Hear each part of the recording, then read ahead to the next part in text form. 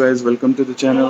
So today I'm here at the Hyundai and Genesis showroom, and the car I'm here to look at is the G70. But before we go ahead and take a look at all the interior features, I just wanted to say that don't forget to subscribe and help me reach 500 subscribers. And also don't forget to leave a like and comment down below, as it helps the YouTube algorithm to recommend my videos to more people around the world, and that will obviously help my channel out and I can bring more content for you guys then. So let's not waste any more time and go ahead and check out the car. So let's take a look at the exterior of the new G70. It is not a fully refurb, like a totally new model. It's just an update or a facelift to the older model.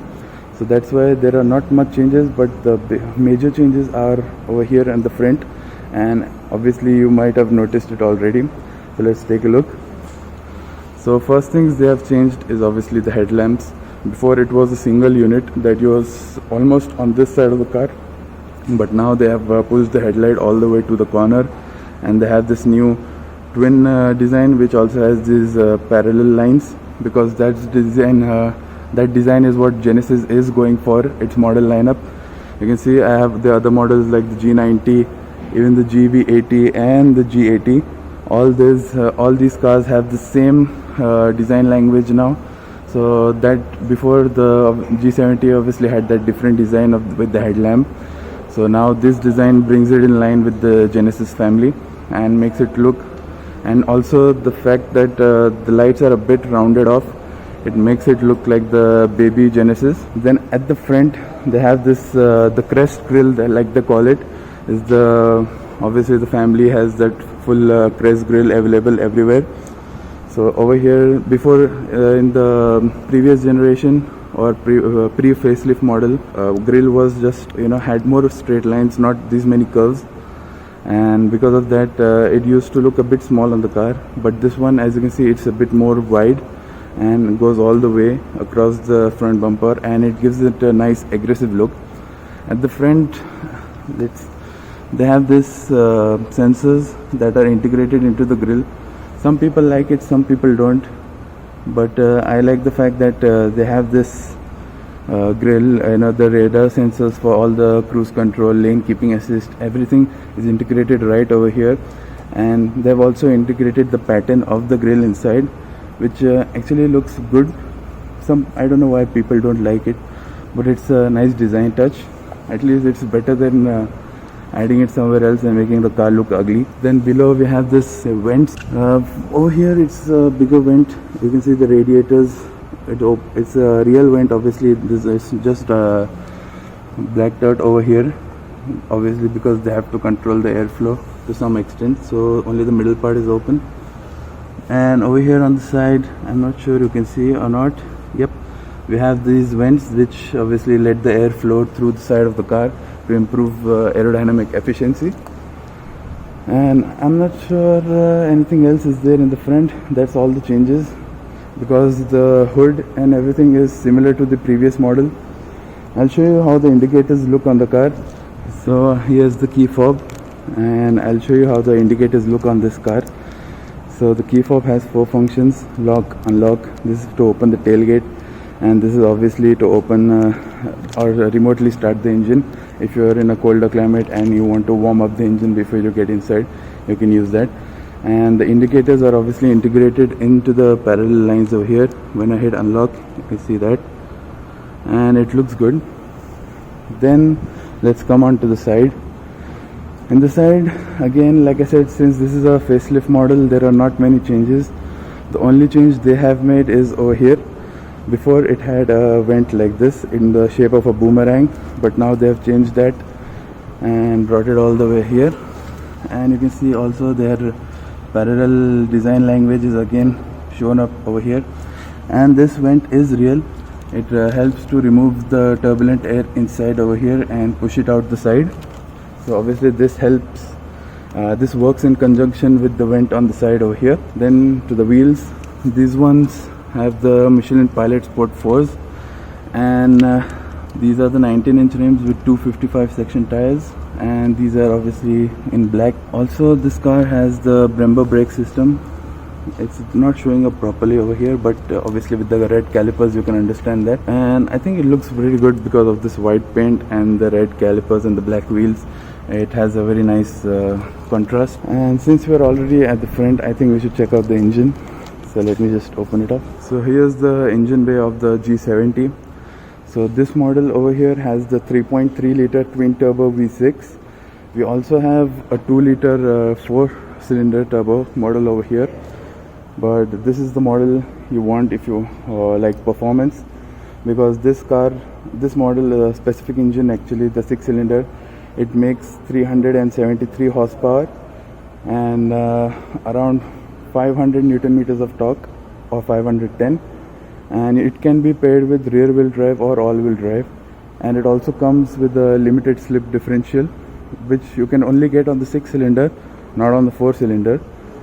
So that's all in the engine bay. You can see these struts over here to keep the engine area or engine bay area stiff and not flex a lot. It helps obviously in handling. So let's close this down and check out the rear of the car.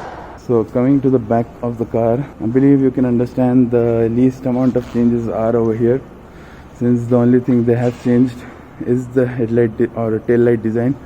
And I'm sure you can see the outline over here, this outline, because the old cars, the tail lights were also integrated in this way. But obviously this mimics again the other family of the Genesis, and they have these parallel tail lights going on, and they have a bit of a detail in them. I'm not sure if you can see in this, due to the sunlight, it has this detail. Then at the back we have this, obviously the 3.3 liter twin turbo badge and the Genesis logo, which goes all across the trunk lid. I think I like this design more than where they attach the number plate over here, and this looks much better because it's cleaner. Then what else we have at the back? Okay, so let's come to the main part. Okay, I'm not sure what they have tried to do over here. I'm not sure if you can see. Yep, they have tried to mimic a vent. I'm not sure it works. I would have liked it if it was body colored, but okay. And then we have the reverse lights on this side. Then the exhaust. The exhaust for the 3.3 liter V6 is a valved exhaust. That means when you switch it on in comfort, it will have a lower sound, but when you turn it up, like go to sport or sport plus, like this car has, the valves open up and the engine sound comes out louder. Obviously this is an exhaust surround. The main exhaust is inside. You can see the two exhausts over here, and I'm not sure if you can see the valve. Yep, it's right over here. And it also has a small diffuser. I'm not sure if it helps, but I think it has to do with some aerodynamics. It helps to smooth the airflow out of the car. And since we are at the back, we'll also take a look at the boot. So to open the boot, like I said, we have two options. One is to open it via the key fob, or the other option is you can just press this button over here and it opens up the boot. It is an electric tailgate, so it opens up obviously electronically. So the boot, as you can see, is a nice square shape. It has 330 liters of space, and it's okay. It's on par with the competition, and the competition for this car includes the 3 Series, the C-Class, the Audi A4 and the Lexus IS also. So this is the space. It's a nice usable amount. You can fit in some carry-in luggage, or maybe one big bag and one carry-in. And obviously since it's electric, you can just close it this way and it goes down. We have the camera over here for the 360, and since we're at the back, I'll attach a clip after this so that you'll hear the sound of the engine. I'll obviously start it up in comfort, then we'll go, when I change the mode to Sport Plus, you will hear the difference in sound when the valves open. So I'll leave that clip over here. So here's the sound of the exhaust in comfort mode, and when you start it up, it's a bit not that loud, and when you rev it up, you can hear it a bit. And now when we change it to Sport Plus,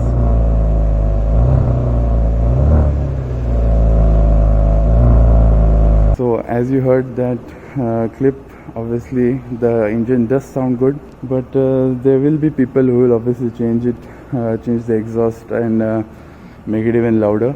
But I think for the sort of car it is in the sport luxury segment, it has a good sound, not too loud, not too quiet, just right. And I forgot to talk about these mirrors. Actually, I love the design of these because you can see the chrome strip that comes out over here and goes on the side, and it looks pretty elegant because of that. And then we have the cameras over here for the blind spot assist, and indicators are over here. So now I think we should head inside and take a look. So in the interior, let's start first with the door trims, like I do always. So door trim quality is very nice. This thing is very soft touch, and like I said, this one has the sport package. Because of that, it has this lovely red Alcantara, not Alcantara, Napa leather, and because of that, also the leather is pretty soft to touch, and it has this diamond quilting, which also is on the seats, but we'll come to that later. The switches you can see are metal, and obviously it gives it a nice premium touch. These switches are obviously for the side mirrors. And then we have this silver trim with the swirl design, as they say in the brochure, and I think it looks good. You can also have carbon fiber or this option, you only have two, but I think this does look good against the red. But if you prefer carbon fiber, you can go for that also. Then we have a Lexicon speaker system in this car, and then we have the door trim, door pockets. Not a lot of space, you can fit in a bottle or some just snacks, small snacks, and it's not lined with felt. Because of that, it just feels a bit cheaper than the other cars, like the other competition. It's not like, it doesn't feel premium, because if you keep stuff in here, it'll rattle around a lot. Then let's check out the seat.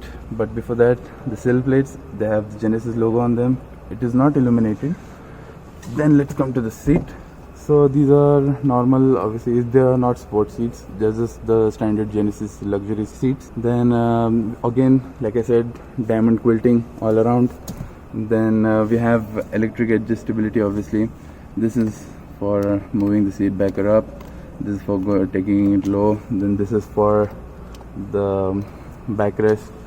And we have lumbar support also, and this is for the thigh support over here. It is electronic, not manual, so that's a nice touch, but I'll keep it down for now. So what do we say? Let's get inside and take a look at. Yeah, one more thing I forgot to show, the memory seat controls. So hello guys, I'm in the interior of the Genesis G70, and first things first, let's start with the general interior quality first. So this thing is obviously soft touch. Then again, we have leather over here. We have nice aluminium trim on this side, and with some red stitching on the dash.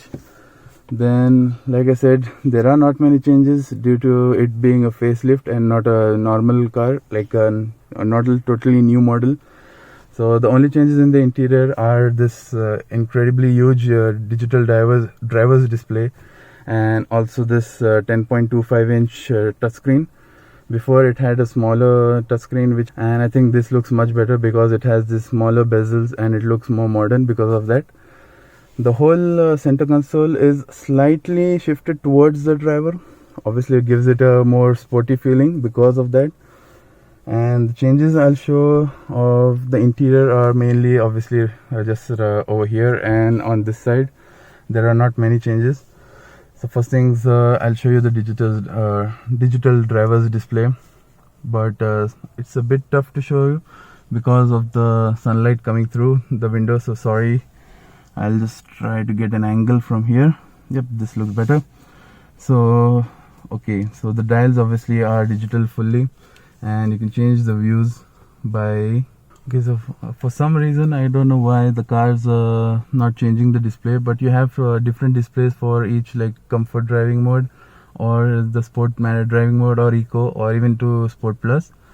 So for some reason, I don't know why it's not showing over on this car. But what I can show you is the different views you have in the center.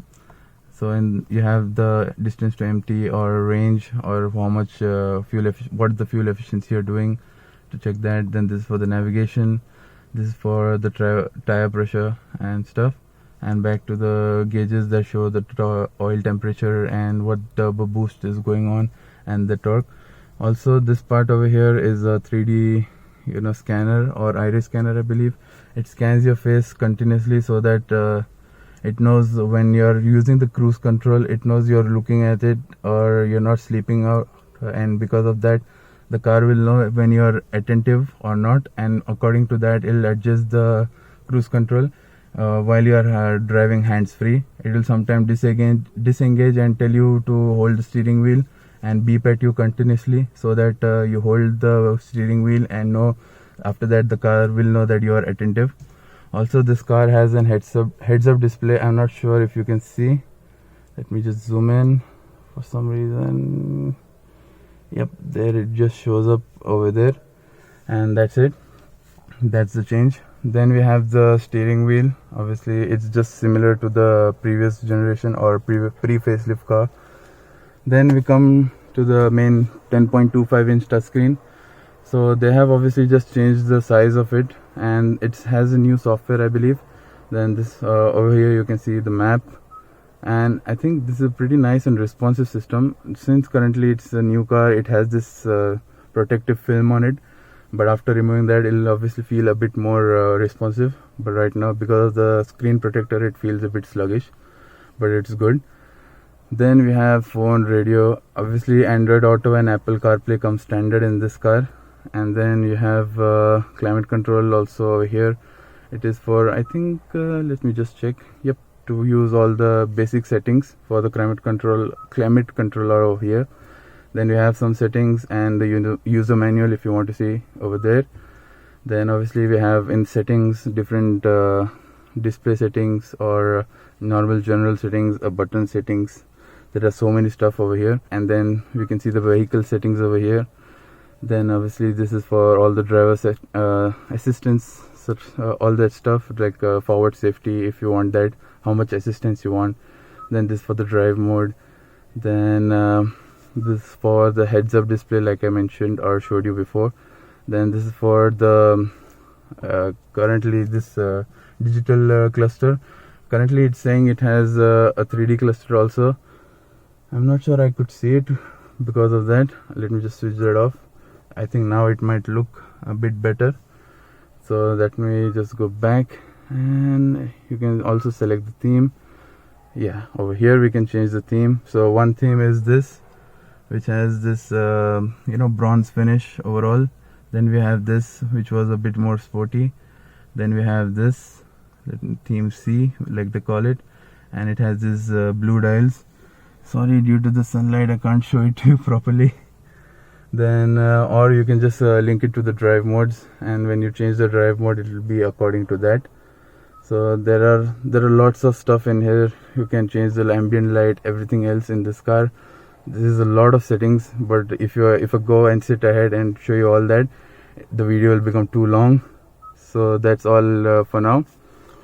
Then in the center console, like I said, this is the start stop button, hazards, climate control, vents. Then you have shortcut buttons, and you also have a proper volume knob and also a tuning knob. The shortcut buttons, like I said, for map, navigation, radio, media, all that stuff, makes it super simple to use. Then you have the climate control settings or the settings for that, like heating, all the temperature controls, everything is here. Then you come down, you have a wireless charger. Then you have a 12-volt socket and a USB A, not a USB C. Then we come to the transmission or the gear lever. It's obviously a shift by wire, so you just click it and it goes into DRN, and then when you're done driving and you want to park it, just press P. Then this space, they could have used it for something, I don't know why they haven't, but it's okay. Then we have, obviously this is the drive mode selector. These are for the parking cameras. I'll just show that to you when I press that.